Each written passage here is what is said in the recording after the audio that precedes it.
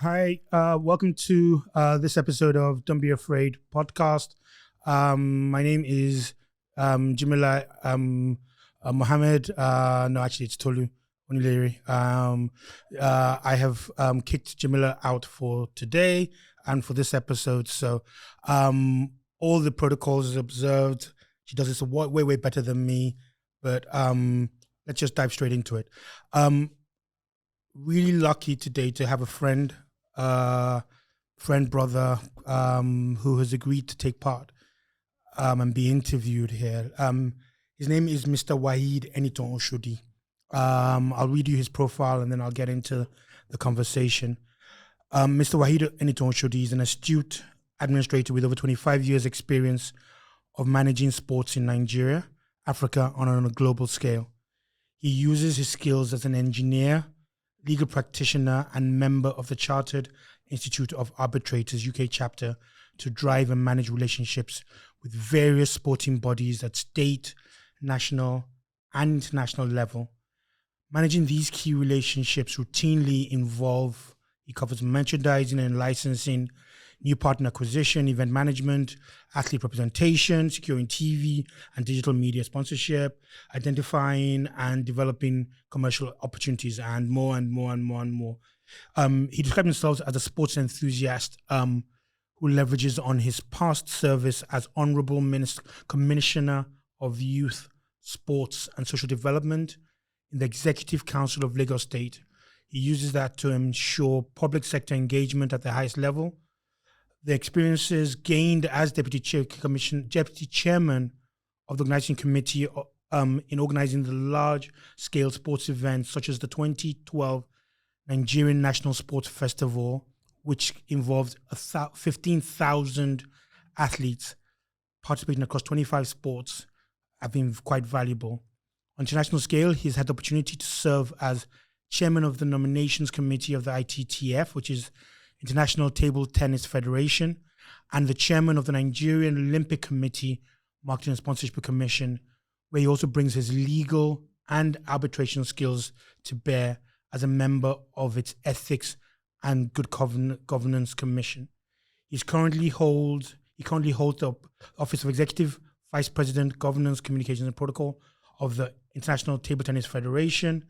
He has also had the honor to receive on 2 occasions the coveted Nigeria Sports Award, Sports Administrator of the Year trophy, and did it in 2014 and 2017 respectively.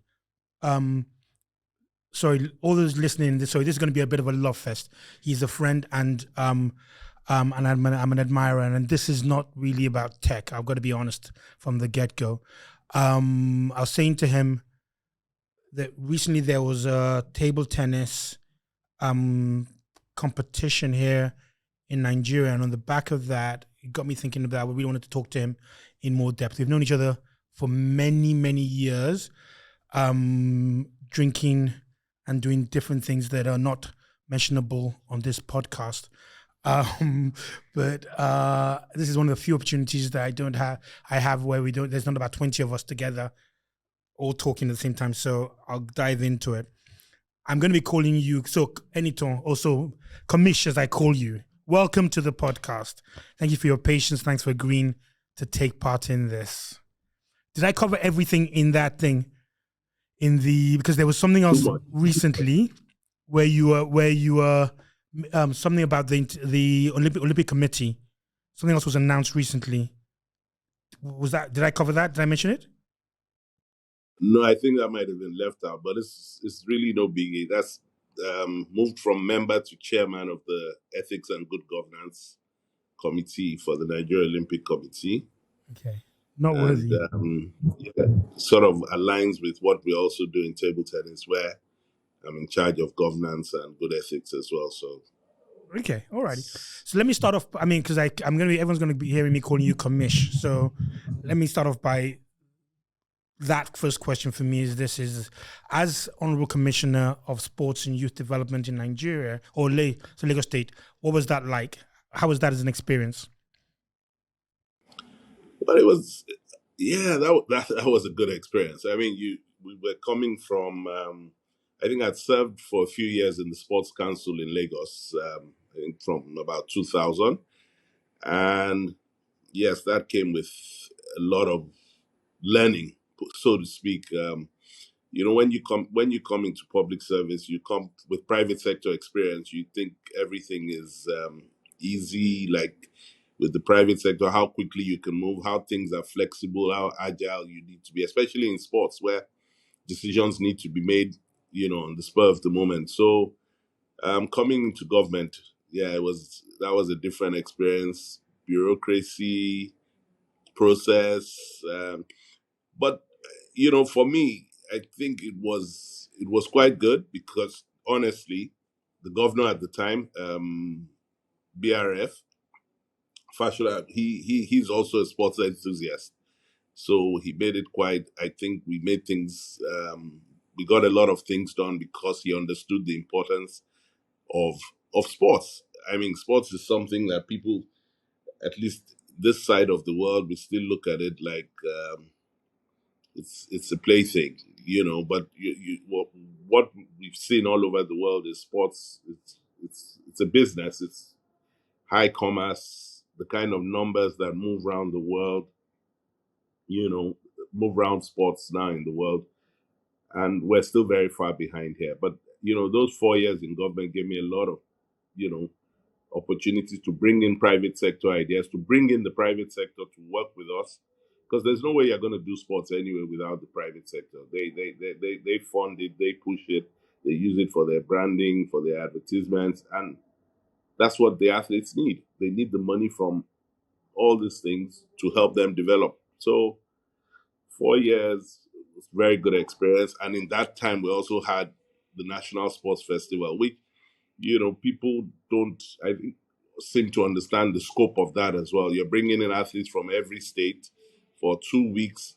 There's food, there's accommodation, there's transportation, there's the event itself. I mean, the context of that is that in the Olympics, you have probably under 10,000 athletes. You're kidding. Oh, wow. Okay. Yeah. So we're staging something that's in terms of numbers bigger, of course, not in terms of quality, not in terms of the output. But what we tried to do in Lagos was, because it came so soon after the London Olympics, Okay. which we had, we'd shadowed that, and we said, listen, we'll try and do as much as possible, to bring our standards to that level. The governor always insisted then, listen, we can't compare ourselves to any other state, or we need to compare ourselves to top international standards. So even if we don't achieve those standards, at least we're getting very close to that. And I think we managed to do that for a while. Our athletes development, young athletes, some of them are coming into their own now, and really, which gives us a lot of joy that we managed to make a difference then. Okay. What do you think? I mean, because what do you think that people don't understand? I mean, you said it yourself, from coming out from private, going into public. What do you think people don't understand about being in government? What do you think is the one thing that, because I think that as somebody who's never been in government and in public service, that you have this perception about, listen, you don't understand how it works. What do you think that we don't get? I think, especially from how would I, but professional private sector, which is where I come from, being a lawyer. You're talking about accountants. We tend to we move quickly. We're very, very agile. We're very rapid.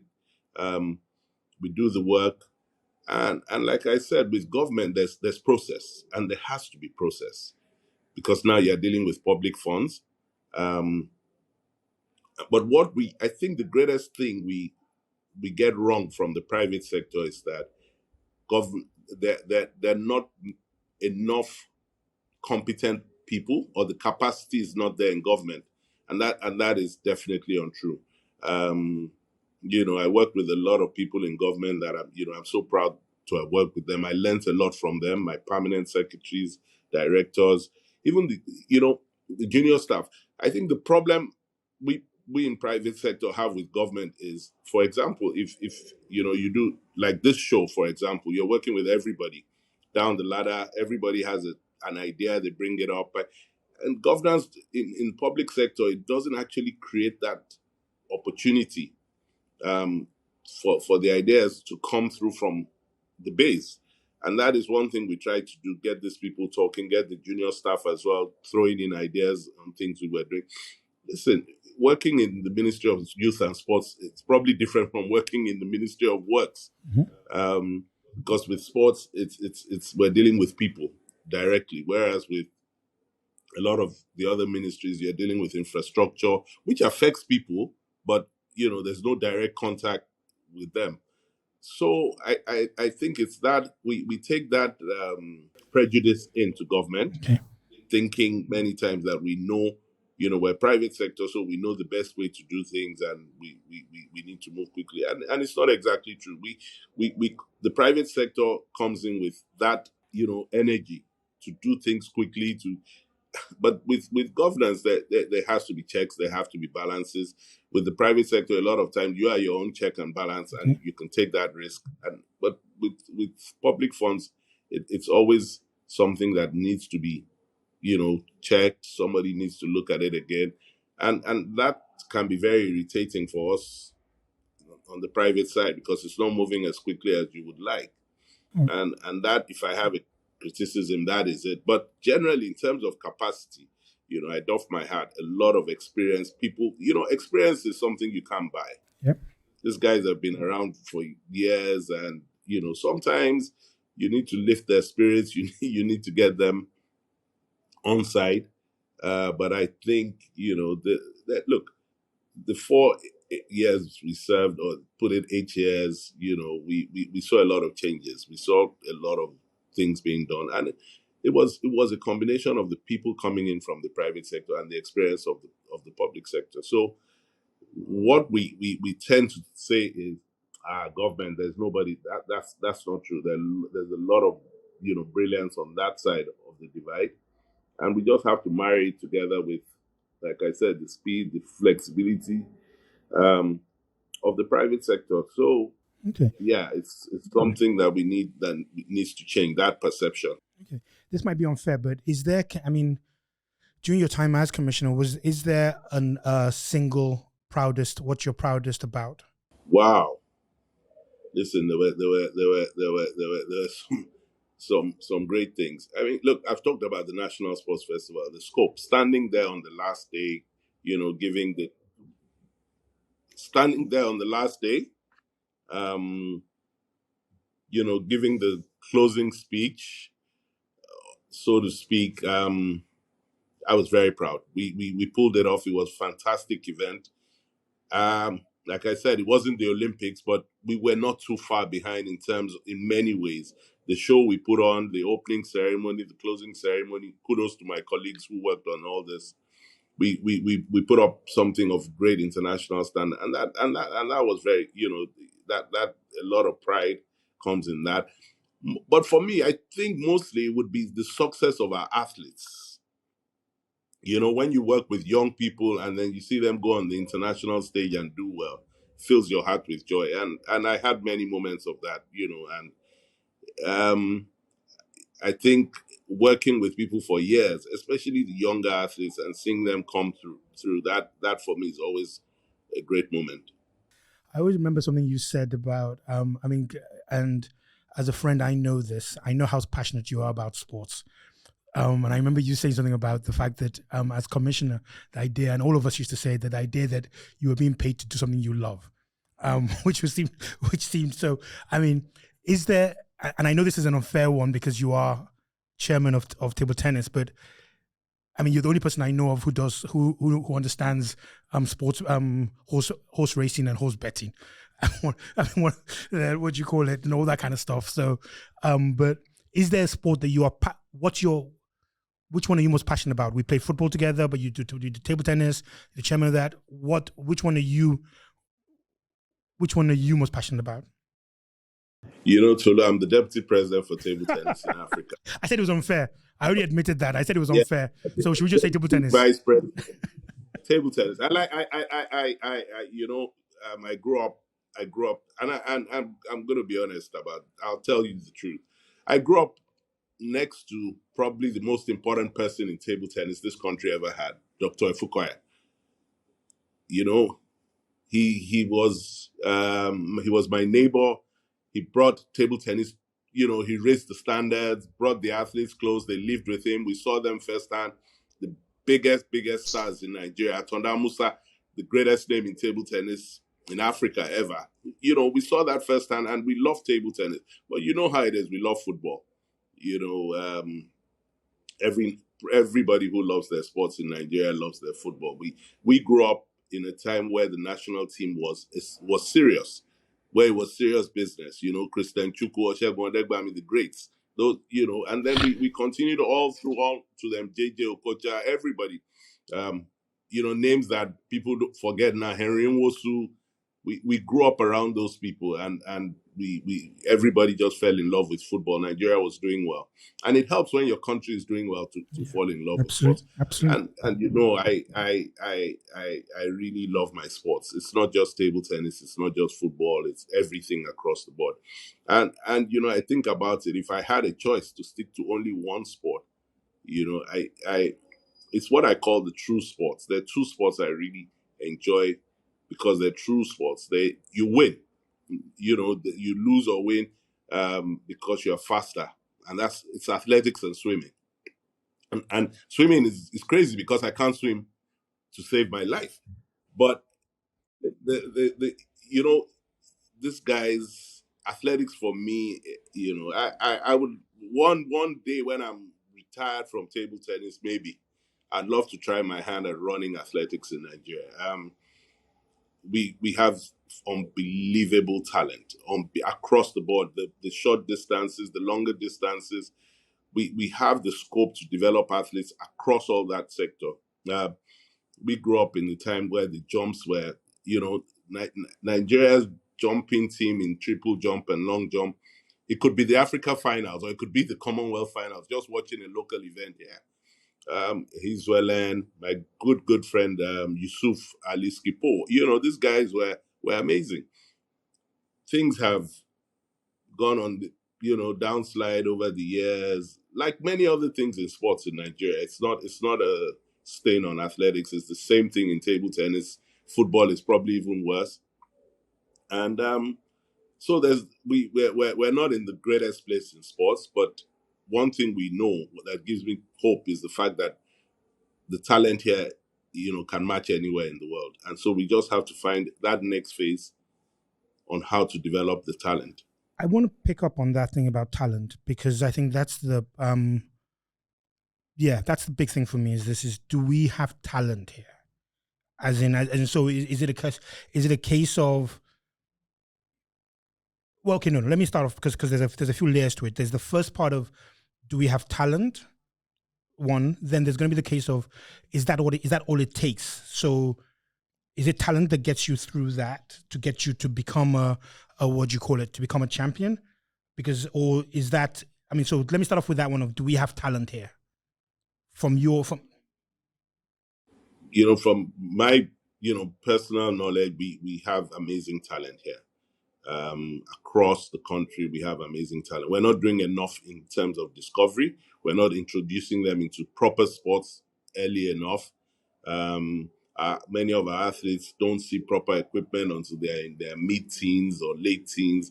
You're competing against people who've been doing this. Like, in England, you have people doing this since they're 5, 6, 7, 8 years old. And we still match them, considering we're not probably doing things properly. And that tells you we have the talent to do that. But the top coaches in every sport will tell you that talent is only 10%. It's the hard work, it's the discipline, that's what you put into it. That's why,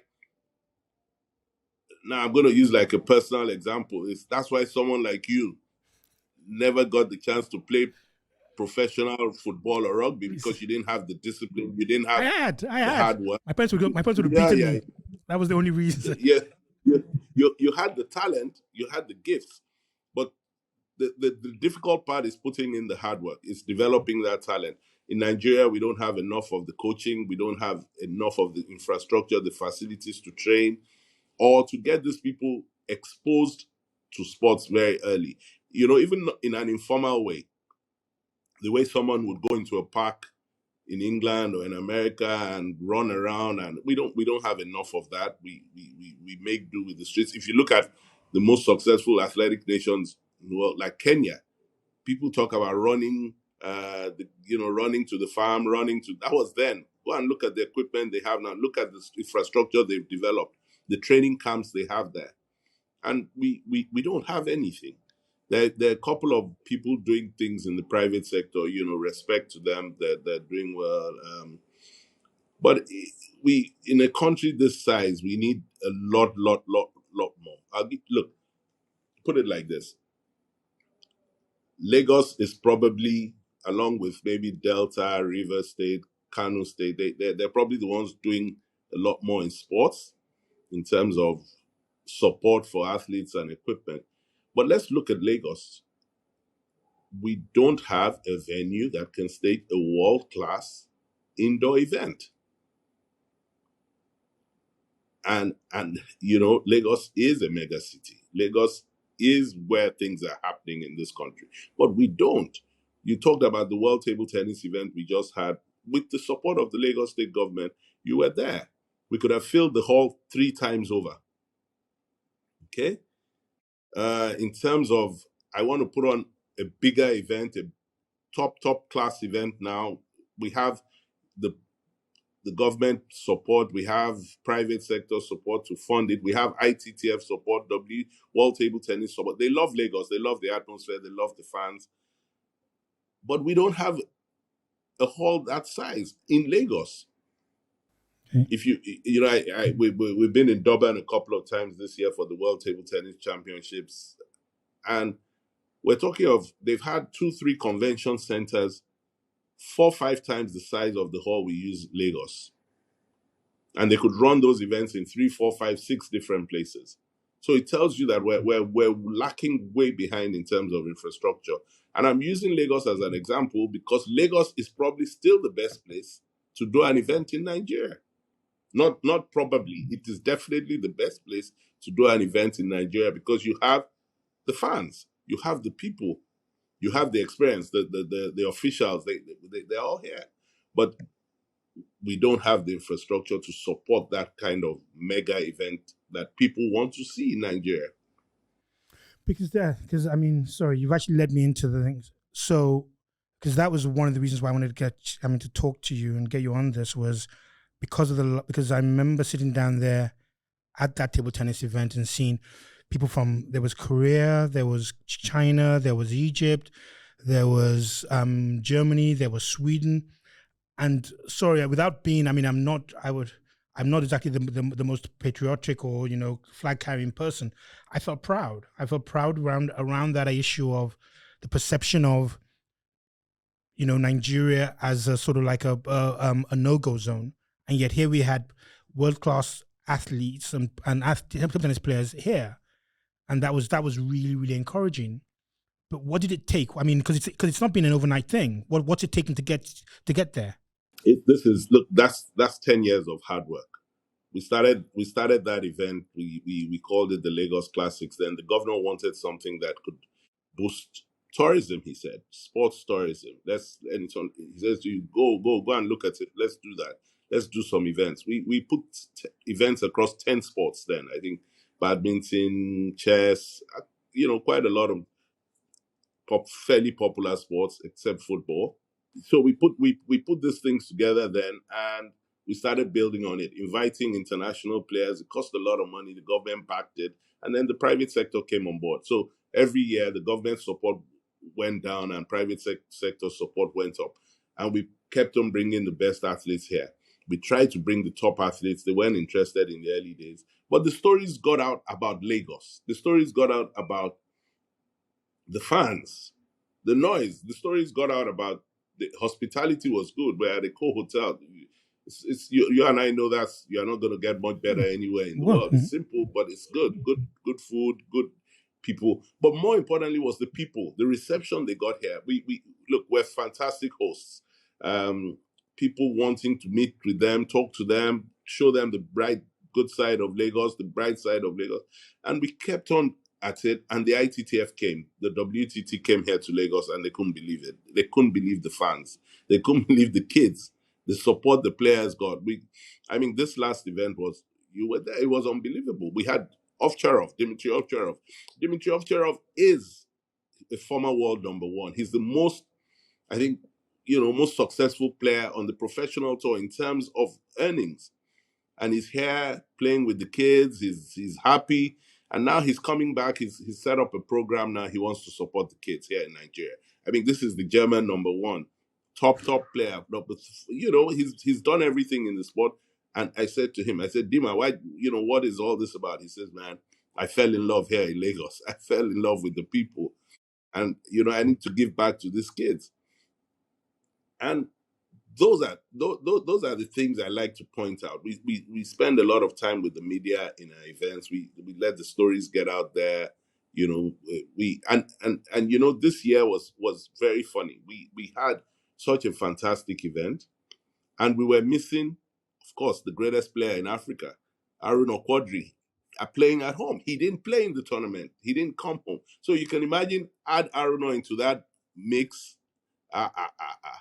We're like I said, we're a top event now, and we need to be doing the top like a smash. That's what it's called. That's the equivalent of a grand slam in tennis.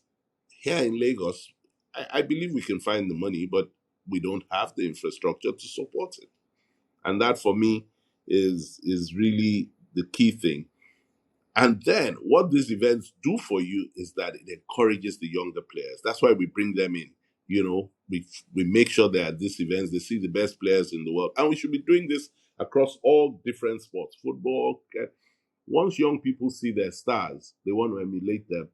And believe me, if you get these kids playing sports all day long, I always tell you this: evening time, they get home, they can't cause trouble. We take trouble off the streets by developing kids in sports, and it's a model that has worked, especially for minorities in the developed world. You see the top black players all over the world. They've come from this background.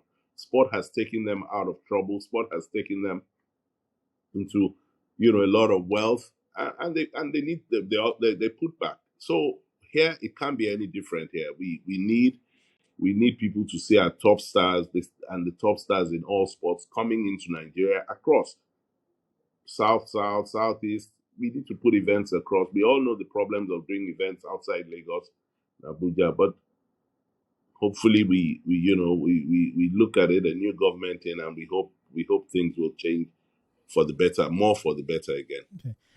Now, this might be an unfair question, but why do you think that they've not been able to replicate? I mean, you said it's been a 10-year journey, and we are why haven't we? And table tennis has not been the most visible. I mean, we all grew up. I have a picture of. I was doing a video of some kids. Remember the other day outside somewhere in Lagos Island where they just put a plank on the table, and we all grew up doing that. So table tennis has always been part of us, but you cannot at any day of the week drive past without seeing football. On a Sunday, on a weekend, why haven't we been able to do that across the other sports? You mentioned badminton, you mentioned chess. And without sort of, why haven't we done that? The truth is that football has a great advantage in that you really don't need equipment to play. All you need is a ball, and we all grew up playing, like you said, on the streets with sticks for stones for goalposts and things like that, and you can still do, and you see that everywhere in every major city in the world. Yep. There are people still playing around. Even in England, they're still messing around on the streets in the little parks. But with a lot of these other sports, you need equipment. You need a racket, you need balls, you need table. Even playing table tennis on the roadside, it doesn't work anymore. There are no roadsides now anymore. Yep, Unless you don't, you want to risk your life. It's bad. But I remember when I was chairman of table tennis in Lagos, we worked with the local governments and we tried. Let's try and put a table, some youth center within the area and get people to come and play. You need to get the coaches to come in and play, to come in and help, somebody to supervise.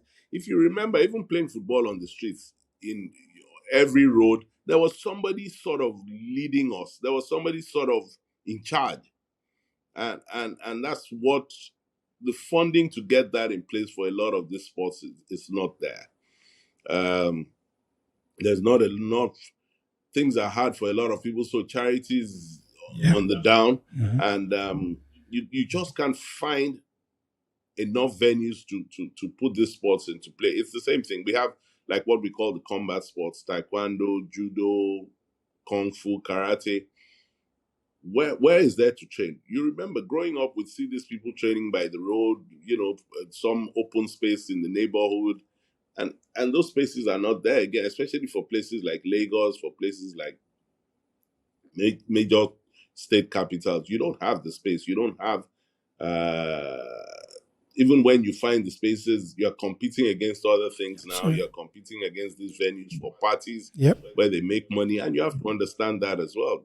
People build these things to make money, so it's that structure. Like I said, when I was commissioner, we engaged with people. The advantage of a homeboy like me being commissioner of sports in Lagos was that there were a lot of people we could twist their arm. We could reach out to and say, hey, look, we need your venue for this. Help us. We're together. And in helping us, you're helping the kids. In helping the kids, you're helping yourself because you're taking crime off the streets. And I still say one of the problems we have, especially with regards to crime, petty crime around the major cities, is the fact that these young people are not engaged enough. They're not engaged. And I remember that you would go to school. After school, there would be some kind of lesson or, somewhere you could go to play football in the neighborhood. You didn't need to be guided. I know things are not, of course, I'm not just being sentimental and all that. But there are structures we can put. If you go to Egypt, Cairo, they have the structures in place, the club structure. El Ali is, when I say to people El Ali, we hear about El Ali in Nigeria. They come, they play football, they go. But El Ali is probably the biggest sports club in the world in terms of they've got a squash section, they've got basketball, they've got everything. And they're playing major, and it's just being funded by contributions from parents. So these are things we need to look at, and I think we can start off in small ways, but we can even our so-called private schools, they're not doing enough in terms of sports. Definitely, we don't have the leagues. We don't have. You need those local leagues in football, basketball, team sports. You need those local leagues to get kids, because team sports is probably always better for kids. Okay, growing up. Let them learn collaboration, discipline, and all that. And we just need to find a way to do that. I'm happy to see football. There's a new chairman in Lagos, and I'm very hopeful. I've spoken to him. And those are the things we need. We need Ikeja local league. We need Surulere local league. And let kids play, because they're already playing now, but there's no structure to what they're doing. And therefore, development is not going to come. I want to pick on football, and just to many years ago, Pele said that an African team would win World Cup by was it 2000 or whatever it is, and we're 2023 now. I think that did we get an African club, an African country to the semi-finals or whatever? But do you see? What do you want? Do you think an African country can win the World Cup? Football at the top level, yes, it's possible. It is possible. We have the talent. Not possible. Do you think it's likely? It is likely. I mean, Morocco's run to the semi-final just showed us what could be done. I even before the World Cup, I wouldn't have tipped Morocco. If as the African team to do well. I mean, I've always liked the North Africans because they have discipline. But Morocco has always been sort of an outlier in North Africa, because you think of Egypt and Algeria with their full structures and everything. And now the North Africans are clever. They're also taking advantage of their players in France, born in France and all that. You get good basic discipline. You learn things from an early age, how to do things properly. And now what we see in Africa is we have a few players right at the top end of the game. Great stars, your Mohamed Salah, Mane, these guys. But with a good coach, yes, an African team has the capability to win the World Cup. Football, it's so close now these days. There's not much difference between the top teams and the next level teams. And I think with the right coaching, a top an African team could win it. Sadly, I don't see, with all our talent, Nigeria, I'm still a bit concerned. I'm not the coaching, whether we've got it right again. I'm still not sure. So Talent, I mean, we of course we have the talent. See what Victor Osimhen is doing. We know what Ndidi and all these boys can do. These are top class players, and why not? They're playing against the best players in the world every day in their leagues, and they're doing well. They're coming right at the top. So we have the quality to win a World Cup, but usually it stems from coaching and administration, and that's what really drives. Look, we had the changes in table tennis. When I became president of Nigeria Table Tennis, I made a pledge. Haruna Quadri, I think, was number 500 in the world then, and I said we'd get 2 players in the top 200 before the end of 4 years. We did that in 18 months because we were focused and we did it. Haruna is now world class, top 20 player. But a lot of work has gone on behind the scenes by a lot of people. That's what I'm talking about when I say administration, coaching, and structure. Please, what can you, share it, because I'm going to come back to Aruna and I'm still coming back to the talent thing, but just as an insight, what has it taken? Because look, we all played, and you said we all played sports, we all did that kind of stuff, and we'll all sit down there and watch Phil Neville on TV and think, I can do that. You watch a Gary Neville and you think, what's that thing, and all kind of stuff.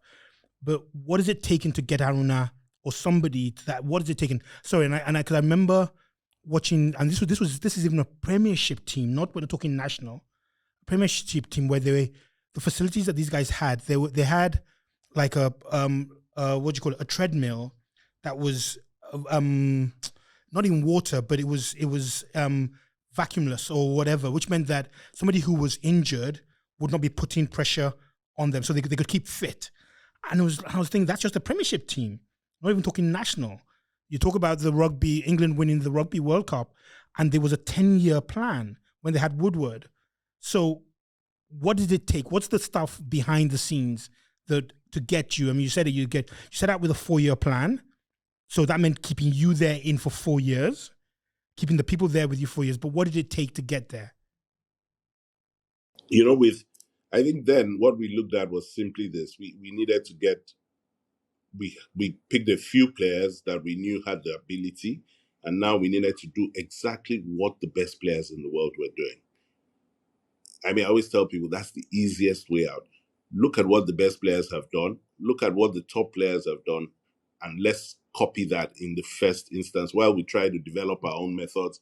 And then, so it was a 2-level thing. Then, of course, we're doing a lot of junior tournaments, a lot of youth tournaments, finding the next level of stars, and then start teaching them the right way from a much, early age. If you, there's going to be a difference if someone starts learning how to train properly at 8, what to eat, what to drink, as against 15.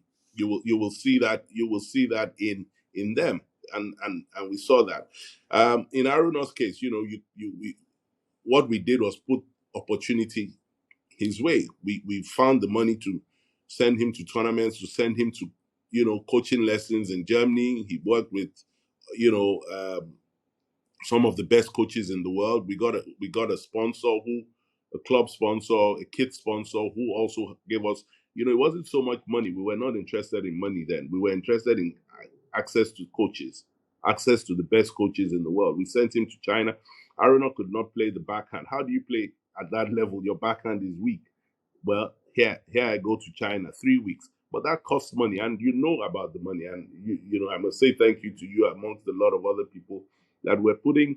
I like the little drops of water method of fundraising for athletes. And quite a lot of people would say, okay, I can afford $100, I can afford $200.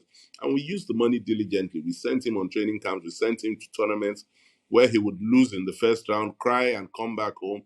But there was no other way to do it. And then he started getting into his own. And boom, one of the most popular players in the world.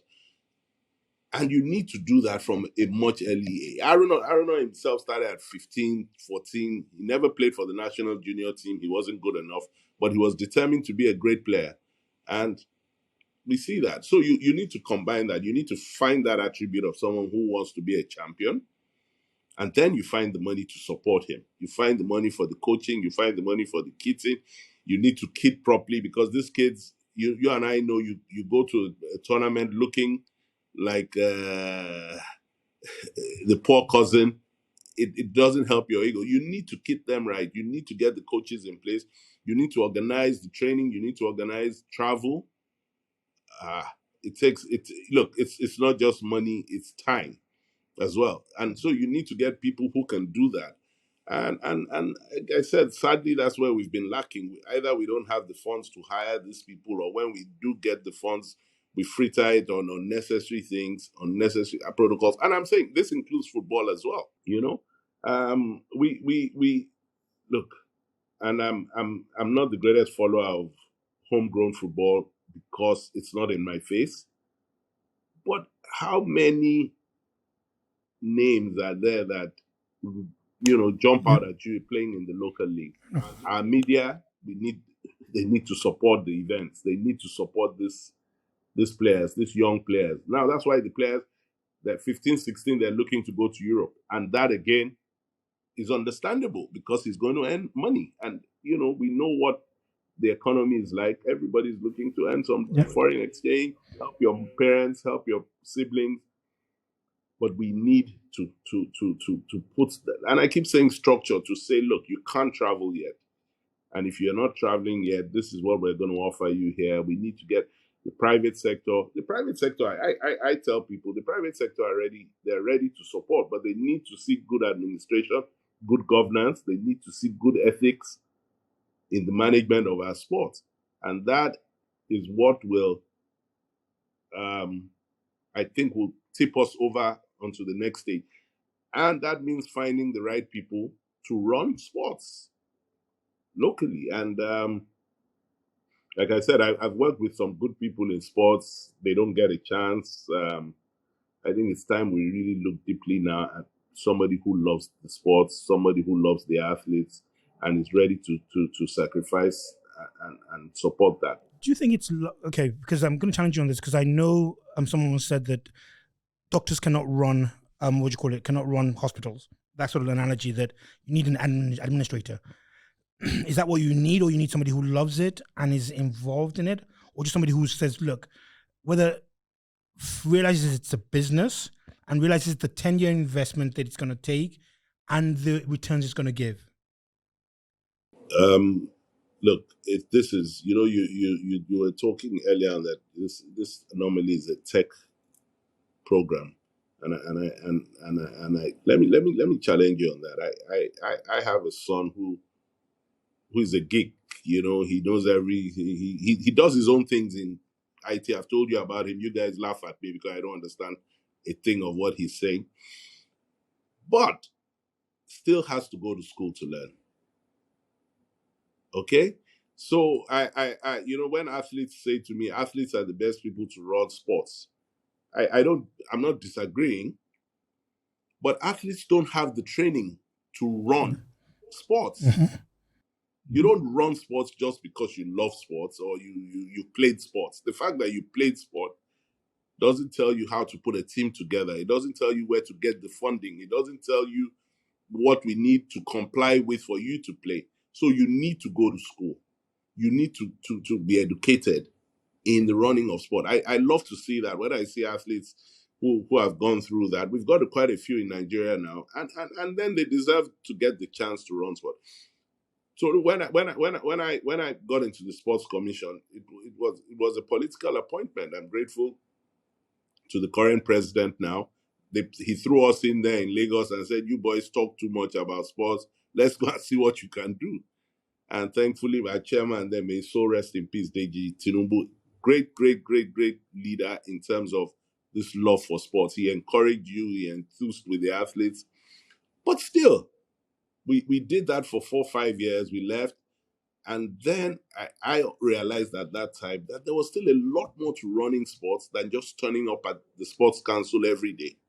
And I went back to school, did a degree, went back, said, okay, let me learn about sports practice, sports management, sports. And it was an eye opener. It showed me that we had a long, long, long way to go. And the best people running sports, we've seen it in Europe in the top clubs. They don't necessarily have to be athletes. I'm not saying, but athletes would, if you had the right training, be fantastic. The fact that I love athletics or I love football doesn't make me a football player. Absolutely. Definitely. Yep, totally. So the fact that an athlete has excelled to the best place in the world, it gives him insights into the needs of an athlete, but does it give him insights into the needs of an administrator? Mm-hmm. And I think that's where we've been lacking. Sometimes they've thrown these athletes in at the deep end. We've seen the result. But I like people who have some experience, work experience, educational experience as well, to run these things. And if they are athletes, the better for us. I mentioned someone like Yusuf Ali, who is, I think, running sports in Edo State now. He's got the knowledge, he's got the base, he's got the experience. For me, I think one of the greatest administrators we've had in Nigeria, most successful, the commissioner for sports in Bayelsa State, Daniel Igali, Olympic gold medalist, but very well educated. And you can see what he's done to wrestling in Nigeria. Wrestling is one of the few sports that we are world class. Okay? And so you see this, it's not enough to just be an athlete. You must get that experience. You must get that education. You must get that knowledge as well. It would help you. We see someone like Wilfred Ndidi, one of the best midfielders in the world, going back to school, doing school on the side. Mm-hmm. Those are the things I like to hear. And that will open the way for more athletes in Nigeria to run sports. Okay, all right. Speaking about the athletes and stuff, I want to ask, because again, it's sort of the Aruna question, or the do you think that, and you talked about discipline, and we've seen the recent film with Will Smith and about the Williams sisters and stuff like that. Is talent? Do you think is it talent taught, or is it born? Is it born? Are you born? Does that make sense? Nature, nurture. It's a question we ask ourselves all the time. I think it's a mix of both. You really, some people are born with the talent, the ability to play sport in a way that they make it look easy. Tolu, you were one of those kind of footballers. You made the game look very easy, and then people like us who had to run around and work hard and kick people to get some attention on the field. And it's like in tennis. I mean, we just saw the finals of Wimbledon, but it was a hard final. But Djokovic, probably the greatest player, one of the greatest players ever. But then you remember Federer, how Federer made it look easy, and that's how come people love him so much. And for me in sport, even then with Federer, when you sort of go behind the scenes and look at the hard work that made it look so easy, it's not. It's hard work. You need talent. You need to be very gifted, but people work hard. I think people like Messi, they don't let us see the truth of it because they're so skillful, so easy on the eye. You just love them, but you need to go behind the scenes and see the hard work the little man does that makes match day look so easy. Yeah, I know, and I think that for me is the big thing of understanding. You talked about discipline and understanding. I was going to pick up on that thing of what is discipline, because I mean, there's always, you sort of talk about it about trading off and understanding that. Listen, look, if you're committed to this, you are in bed by this time, you are awake by that time, you are eating this, you are drinking that, and that is the program that you will stick to, and stuff like that. And I don't think enough people understand it. We celebrate the message because they make it look easy, but don't understand the milliners who every single day are out there. grinding, and it's and that's the truth of top level sports. Everybody works hard. It's just that some people make it look easier than others. And you're not. And I tell people, I get a lot of people, especially with football. A lot of my friends that they've got kids who are talented, so to speak. And I always tell them, can he do the hard work? Can she do the hard work? Because the hard work, and they say to me, and people ask me this question as well, coming from a wealthy background as against a poor background, what works? Ideally, if you come from a wealthy background and you have the talent, it should be easy because your parents can then afford to pay for the extra lessons that make you a top player. But most it's the hunger that is usually Yeah. lacking. Hunger lends itself to discipline. That's what I think. You, I don't want to go back home where I'm sharing a bed with 10 people. So I worked very hard to get out of that life. And that's and it's a sad truth for us that you see that a lot of our athletes tend to come from less well-to-do backgrounds. And and it's the same story across the world. Yeah, absolutely. Absolutely. It's the same story across the world. So well, nature, I think it's very important to have the gifts, to have the talent, to have, but then you have to knuckle down and do the hard work that's going to make you a champion. What breaks what? Because I mean, we're coming towards the end, and I want to still ask a question around tech so that I can justify um, this. But what breaks you through in sport? Where is it luck? I mean, is it dedication? Because I mean, I'll pick the football again because it's the most visible. Every single person's out there kicking the ball, and every one of us is dreaming of becoming the next football star. But when you then do the math and understand that how many people actually ever, same way with NBA, same way with the what do you call it, the baseball, same way with American football or whatever sport, even athletes, maybe athletics, this stuff is what is. I mean, how do you?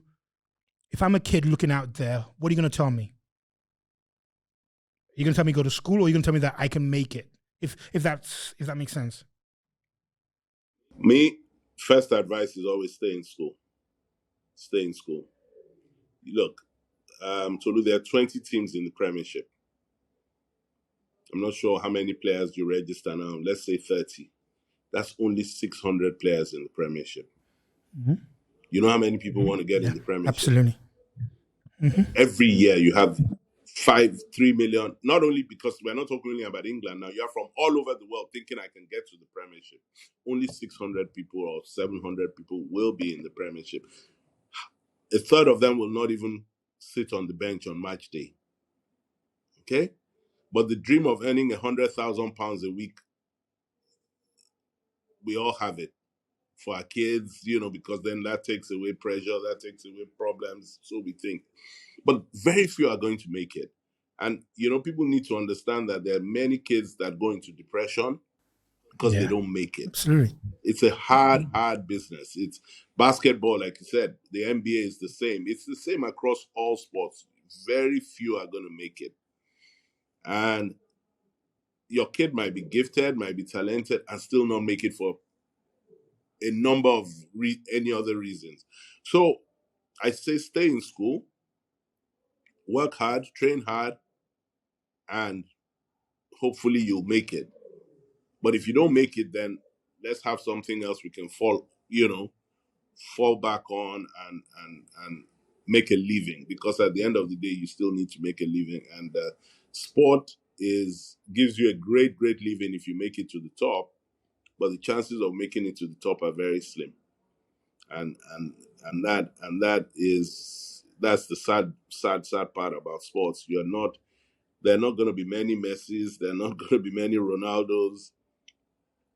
You have to, even if you look across the top 3-4 leagues in Europe, the top 3-4 divisions across those leagues, you're still talking at about probably less than 10,000 players worldwide. When you think that in Lagos we probably have 250,000 people, thinking they can make it. The academies are full all over the city. There are people spending a lot of money going on trials here and there.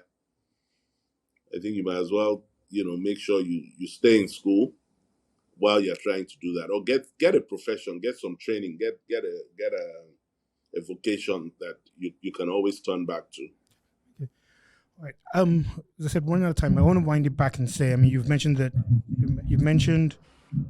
your son's the tech, the geek, while you're not. But I want to talk about what do you call it, about tech in sports. Where a friend of mine always says this thing, and I'll say it in Botilo about that the English people have gone further. What have you seen? I mean, as you in your travels and stuff, what's the impact of tech? Look, 5-10 years down the line, probably people like me, they'll get rid of us dinosaurs, because tech plays a major part. It plays a major part, especially in the development of an athlete.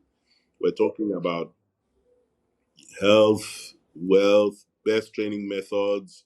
These things have been, tech has taken us to another level. Every time you see a top team playing football, just watch the coach. Watch Guardiola. He's turning to the guys with the iPads every 2 minutes. Mm-hmm. The details, the information that comes through, and every day they're developing better software, better. It's unbelievable. We spend days. You travel. One of the good things is that you get behind the scenes look at how these clubs, how these players, train, and you see the equipment. You see, it's unbelievable. We're of course, in Law, truly we're far behind. But I'm happy to see there are a few people doing one or two things. Remo Stars is a club in Nigeria that I like. They're being clever. They have an owner who understands, open to ideas. And we need to start developing some of our own tech locally, because you and I know that we've got amazing, that probably the most amazing. I mean, now we talk of music, we talk of sports. Tech is somewhere where we don't talk too much about, but we have the most amazing talent that can compete anywhere in the world. And we will need their help going forward. I remember talking to my son about table tennis, and I said to him, maybe you could develop a digital scoreboard, thing for us. And he had this look on his face that what is this man talking about? This is not even a task. It's not a task. In 2 minutes he'd done something. I said, well, you can try this at your next event, and that's it. Now we're so reliant on tech, but even the events we do here, in the old days, would have 3, 4, 5 people, doing the draws. That's at a very basic level, doing the draws, doing this. Now there's somebody in Singapore. We throw the names at him, he throws it back to us in a second, the draw's done. It's there are a million, and table tennis is probably not the most advanced in terms of course, in terms of tech. Tennis, football, a lot of money has gone into develop technology, customized technology for us, and so we it's something that without tech we're still going to be in the doldrums here. So we need to keep up. We need to try and keep up. But again, that also goes to money as well. Okay, all right, Kamish. Thank you for your time. I know that. I mean, let me try and wind up on this and sort of ask you the question of parting thoughts. What's your vision, or where do you see sports in Nigeria over the next few years, next 5 years? We need to change down, Tolu.